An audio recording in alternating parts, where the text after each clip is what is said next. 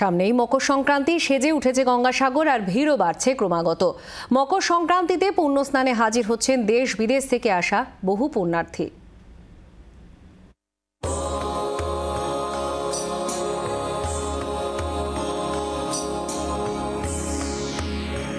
শুরু হয়েছে গঙ্গাসাগর মেলা, সেজে উঠেছে সাগর তট। 14ই জানুয়ারি মঙ্গলবার মকর সংক্রান্তিতে পুণ্য স্নানের জন্য ক্রমেই ভিড় বাড়ছে গঙ্গাসাগরে। ভিন রাজ্য থেকে দলে দলে আসছেন বহু পুণ্যার্থী। পুণ্যার্থীদের ঢল নেমেছে কপিল মুনির আশ্রমেও। গত 11 জানুয়ারি যার শুভ সূচনা হয়েছে, অনুষ্ঠানে বিভিন্ন ধর্মীয় সংগঠন এবং দেশ বিদেশের ভক্ত সদস্যদের উল্লেখযোগ্য উপস্থিতি লক্ষ্য করা গেছে।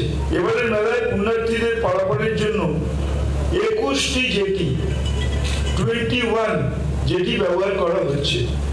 2250টি সরকারি বাস ও 250টি বেসরকারি বাস, 9টি বাস, 32টি ভেসেল এবং 120টি লঞ্চের ব্যবস্থা করা হয়েছে।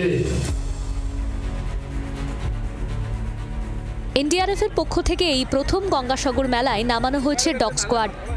এনডিআরএফ এর সঙ্গে জলপথ ও স্থলপথে নজরদারি চালাচ্ছে বস্কো ও ম্যাক্সি। ডগ স্কোয়াডের সঙ্গে রয়েছেন একজন ডিপ ডাইভার স্পেশালিস্ট। সাগর স্নানে কোনো দুর্ঘটনা ঘটলে উদ্ধারের জন্য উন্নত মানের সরঞ্জাম নিয়ে প্রস্তুত ডিপ ডাইভার স্পেশালিস্ট। মেলা প্রাঙ্গণে মোতায়েন 70 জনেরও বেশি এনডিআরএফ সদস্য। মেগা কন্ট্রোল রুম থেকে 1150টি ক্যামেরায় চলছে নজরদারি। গঙ্গাসাগর মেলায় এসে অসুস্থ হয়ে পড়েন ভিন রাজ্যের এক পুণ্যার্থী। তিনি উত্তরপ্রদেশের বরাবাকির বাসিন্দা। রবিবার অসুস্থ বৃদ্ধকে তড়িঘড়ি এয়ার অ্যাম্বুলেন্সে করে কলকাতায় নিয়ে আসা হয়। তিনি এমআর বাঙুর হাসপাতালে চিকিৎসাধীন।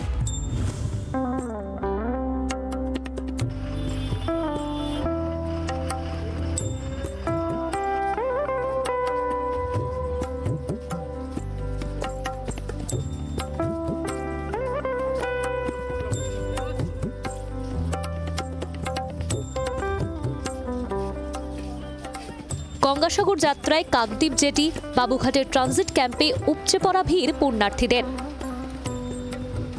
গঙ্গাসাগর যাত্রায় পুণ্যার্থীদের জন্য বিশেষ ব্যবস্থা করেছে রাজ্য সরকার। বিশেষ বাসের ব্যবস্থা করা হয়েছে গঙ্গাসাগর যাত্রার জন্য। রবিবার বাবুঘাট থেকে পুণ্যার্থীদের নিয়ে প্রায় 200টি বাস ছেড়েছে। বাবুঘাট চত্বরে ট্রানজিট শিবির পরিচ্ছন্ন রাখার জন্য পদক্ষেপ করেছে কলকাতা পুরসভা। পুণ্যার্থীদের সুন্দর পরিবেশ উপহার দিতে জঞ্জাল সাফাই টিমের সংখ্যা বৃদ্ধি করেছে পুর নিগম।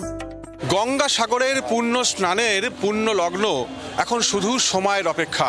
তার আগে বাবুঘাটের এই জায়গা, অর্থাৎ আমি যেখানে দাঁড়িয়ে রয়েছি সেই জায়গাটা হয়ে উঠেছে এক টুকরো গঙ্গাসাগরের মেলা প্রাঙ্গণ। দেশের বিভিন্ন প্রান্ত থেকে, দূর দূরান্ত থেকে এখানে আসছেন পুণ্যার্থীরা। এসে উপস্থিত হয়েছেন সাধু সন্তরা এবং তাদের জন্য সব রকম ব্যবস্থা করা হয়েছে রাজ্য সরকারের পক্ষ থেকে। বাবুঘাটের মতো আসানসোলেও তৈরি হয়েছে একটি ট্রানজিট ক্যাম্প। বিশেষ ব্যবস্থার জন্য রাজ্য সরকারকে ধন্যবাদ জানিয়েছেন ভিন রাজ্য থেকে আসা পুণ্যার্থীরা।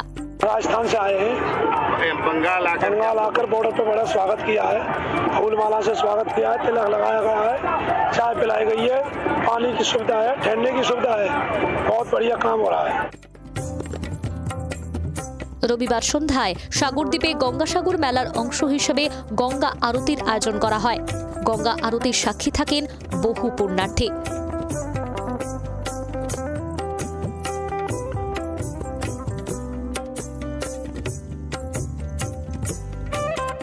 দেবব্রত ঘোষ ও নকিবউদ্দিন গাজীর রিপোর্ট, জি 24 ঘন্টা। বাংলার আওয়াজ, বাঙালির আবেগ, জি 24 ঘন্টা।